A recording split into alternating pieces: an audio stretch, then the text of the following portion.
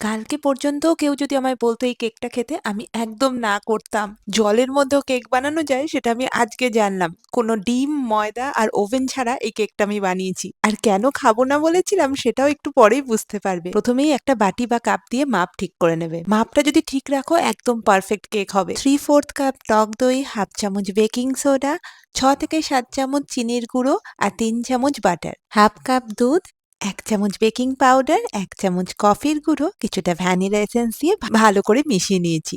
এইদিকে একটা ছাঁকনির মধ্যে 1.5 কাপ আটা আর 1 চামচ কোকো পাউডার দিয়েছি। হ্যাঁ, আটা দিয়ে কেক হয় আর সেটা আমি খাবো এটা আমি ভাবতেও পারিনি।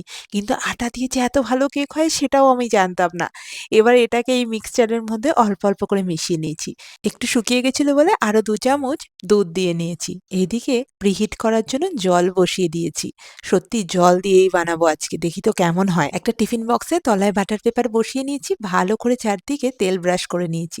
এবার মিক্সচারটা দিয়ে এই জলের মধ্যে 30 থেকে 40 মিনিটের জন্য লো ফ্লেমে ঢাকা দিয়ে বসিয়ে দিলাম। 40 মিনিট বাদে ঠান্ডা হবার পর যখন ঢাকনাটা তুললাম দেখি কি মধ্যিখানটা কেমন জানি হয়ে গেছে।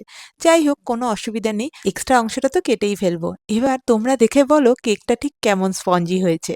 এই দেখো কিছুটা অংশ ফেলে দিলাম। ও গানাশের জন্য কিছুটা ডার্ক চকোলেট নিয়ে নিয়েছি। একটু বাটার আর দুধের মধ্যে মেল্ট করে গানাশ বানিয়ে নিয়েছি। এবার এটাকে চারদিকে ভালো করে ছড়িয়ে দিলাম। তোমাদের নিজেদের ইচ্ছামতো ডেকোরেট করো। এবার আমি এটাকে কেটে দেখাচ্ছি।